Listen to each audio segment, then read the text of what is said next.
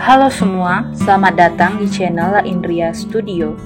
Playlist kali ini bertema, mari kita belajar arsitektur. Kali ini kita akan membahas mengenai pengantar arsitektur, yaitu salah satu mata kuliah di semester 1 untuk jurusan arsitektur. Jadi video ini sangat berguna bagi mahasiswa baru atau orang-orang yang tertarik mempelajari arsitektur dari awal. Mari kita mulai. Yang pertama dan yang paling utama, apa itu arsitektur? Ada yang menjawab, arsitektur adalah bangunannya, arsitek adalah orang yang merancangnya, dan kalau yang membangunnya adalah kuli bangunan. Apakah itu betul? Nah, kita lanjutkan. Beberapa definisi arsitektur menurut ahli diantaranya, arsitektur dalam bahasa Yunani, yaitu arsitekton, memiliki arti tukang atau ahli bangunan. Bagian dari ilmu arsitektur merupakan cabang seni rupa. Di kampus saya sendiri, Universitas Riau, jurusan arsitektur ada di bawah Fakultas Teknik. Beberapa kampus lain agak berbeda, misalnya di bawah Fakultas Teknik Sipil dan Perencanaan. Walaupun arsitektur lebih ke arah kampus seni, tamatannya sendiri pada kurun waktu 2011 sampai 2019 bergelar Sarjana Teknik atau ST. Tapi sekarang saat jurusan arsitektur telah menjadi jurusan sendiri di Fakultas Teknik, tamatannya berubah menjadi Sarjana Arsitektur atau disingkat SARS. Seni arsitektur sering digunakan sebagai ukuran dan kriteria penilaian tingkat peradaban dan kebudayaan suatu masyarakat pada kurun waktu tertentu dalam sejarah. Jadi semakin bagus arsitektur di suatu tempat, semakin maju peradaban tempat tersebut. Contohnya Dubai, di mana peradabannya sangat maju. Sejauh ini, gedung tertinggi di dunia ada di Dubai, bernama Burj Khalifa, atau kalau mau contoh mudahnya, yaitu rumah si miskin dan rumah si kaya. Menurut saya pribadi, arsitektur adalah seni, di mana hal tersebut termasuk kebutuhan tersier, di mana jika kebutuhan primer, yaitu pangan, papan, sandang terpenuhi, kemudian kebutuhan sekunder yaitu berkaitan dengan usaha menciptakan atau menambah kebahagiaan hidup juga terpenuhi, maka akan ada kebutuhan yang menyangkut usaha menciptakan atau meningkatkan harga diri, prestis, atau gengsi. Kebutuhan tersier seringkali disebut sebagai kebutuhan mewah. Tapi ternyata, arsitektur bukan hanya kebutuhan tersier. Rumah kamu punya jendela yang membuat kamu bisa menghirup udara segar, itu arsitektur. Meja dapur berada di dapurmu di ukuran yang sesuai, tidak ketinggian dan tidak kerendahan, itu arsitektur juga. Sebenarnya arsitektur itu ada di setiap sendi kehidupan dan ilmu-ilmu lainnya. Semua saling berkaitan satu sama lain. Oke, kita lanjut. Marcus Pollio Vitruvius yang lahir 500 tahun yang lalu, tahun 1486, dalam bukunya De Architectura menjelaskan bahwa 3 unsur arsitektur adalah kesatuan dari kekuatan atau kekokohan, firmitas, keindahan, venusitas, dan kegunaan atau fungsi, utilitas. Arsitektur sebagai keseimbangan dan koordinasi antara ketiga unsur tersebut. Sedangkan, menurut Kamus Besar Bahasa Indonesia, arsitektur adalah seni dan ilmu merancang serta membuat bangunan. Dalam pengertian yang lebih luas, arsitektur mencangkup merancang atau mendesain keseluruhan lingkungan binaan, mulai dari level makro sampai dengan level mikro. Level makro sendiri termasuk ke dalam kota, lingkungan, landscape. Sedangkan level mikro, bangunan, ruang, sampai perabot. Arsitektur sebagai produk dari proses perancangan yang meliputi aspek estetika, fungsi, struktur, teknologi, dan sains yang dipengaruhi oleh beragam konteks. Maksud dan tujuan arsitektur. Dalam mendesain sebuah bangunan, arsitektur memiliki sejumlah tujuan. Meskipun tidak harus mencapai semua tujuan, namun menjadikannya sebagai acuan akan membuat proses desain lebih efektif. Di antara tujuan arsitektur adalah sebagai berikut ini. Yang pertama, tempat bernaung atau berlindung dari cuaca dan faktor alam yang tidak diinginkan. Kedua, kondisi dan situasi akibat faktor buatan yang tidak diinginkan, misalnya musuh atau binatang atau hewan buas. Ketiga, menyatakan kekuasaan. Keempat, menunjukkan status. Kelima, menunjukkan identitas diri. Keenam, menunjukkan pribadi dan umum. Ketujuh, menunjukkan atau membedakan pria dengan wanita. Kedelapan, menunjukkan kesan formal dan non-formal. Kesembilan, menunjukkan kesan atau suasana intim, akrab, hangat, sejuk, dan sebagainya. Ada beberapa juga yang menjadi tujuan arsitektur menurut versi yang lain. Memiliki akses pencapaian kebangunan yang mudah, menghadirkan estetika yang menggambarkan keseluruhan bangunan, menciptakan bangunan sesuai efektivitas biaya, membuat bangunan dengan mempertimbangkan fungsional dan operasionalnya, melestarikan bangunan bersejarah, merencanakan desain bangunan secara produktif, mendesain bangunan yang aman, ramah lingkungan, dan berkelanjutan. Dengan memperhatikan tujuan-tujuan arsitektur, harapannya proses desain yang dilakukan oleh seorang arsitek dapat menghasilkan konsep bangunan yang kuat dan jelas. Selain itu, hal ini akan membantu arsitek untuk menghindari bias agar bangunan yang dibuatnya tetap unik, serta tidak kehilangan jati dirinya. Unsur arsitektur. Agar dapat menyelesaikan seluruh tanggung jawabnya dalam mendesain bangunan, seorang arsitek harus benar-benar memahami unsur-unsur arsitektur. Berikut merupakan unsur-unsur yang perlu diperhatikan. Yang pertama, unsur fisik. Unsur fisik dalam sebuah arsitektur meliputi bentuk dan ruang.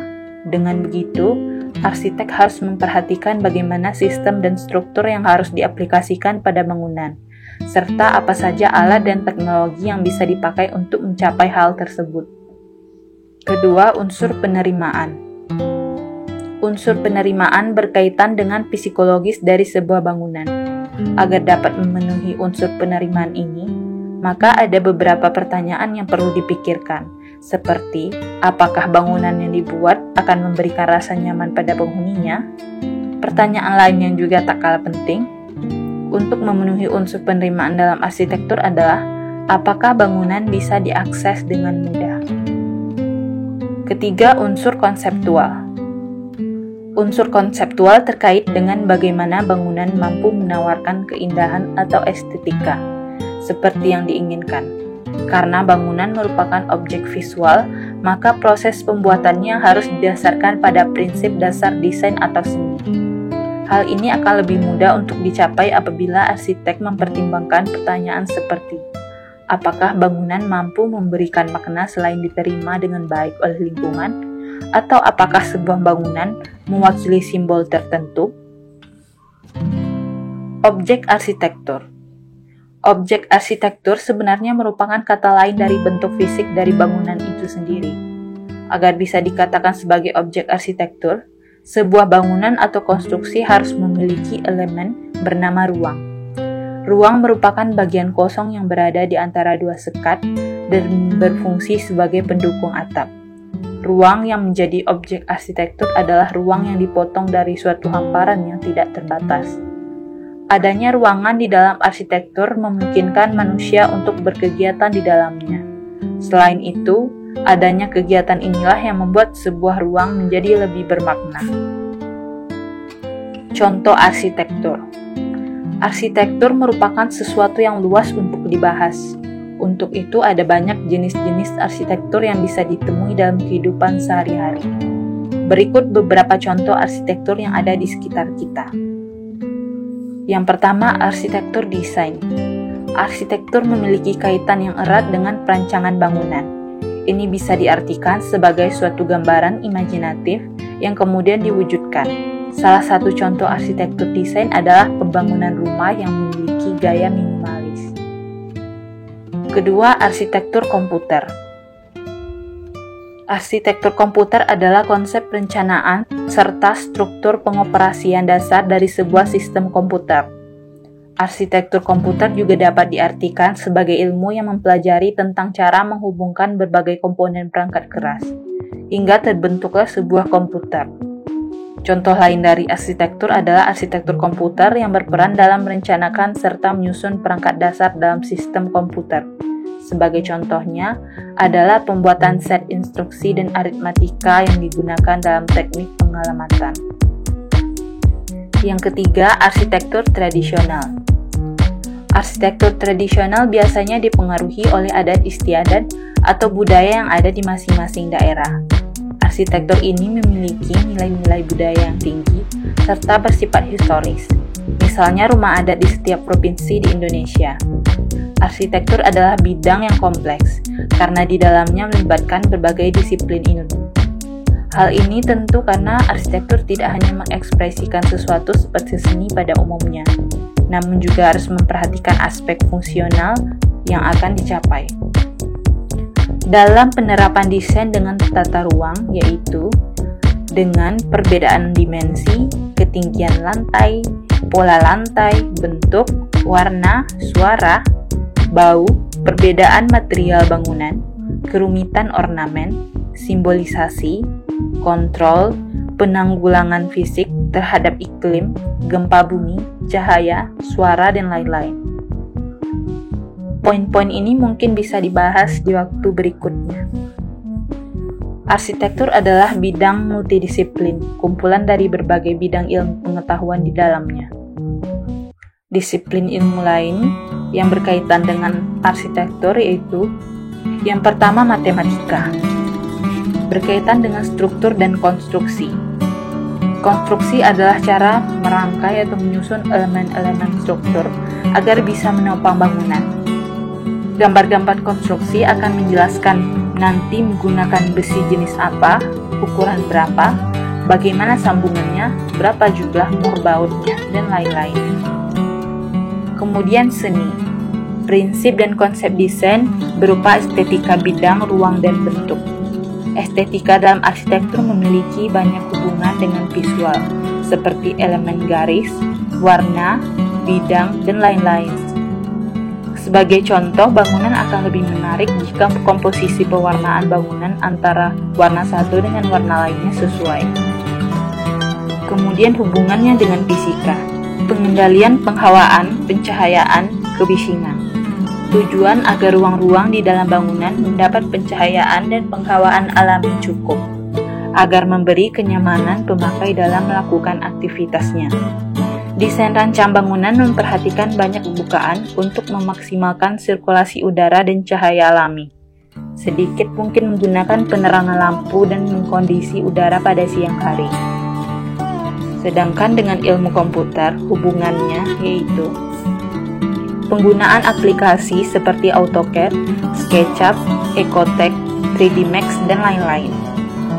Sedangkan dengan lingkungan, hubungannya yaitu pengolahan dan sistem lingkungan, material bangunan.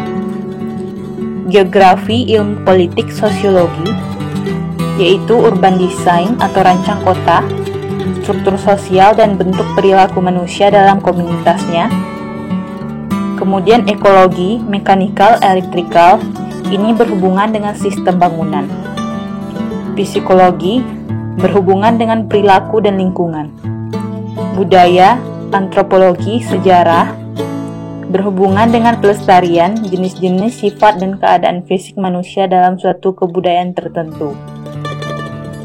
Ekonomi, berhubungan dengan kualitas bangunan, tahap pembangunan, bangunan hemat energi, pengendalian biaya dalam tahap perancangan akan melibatkan pemahaman terhadap ekonomi bangunan untuk dapat mengetahui efisiensi komponen, dan lain-lainnya.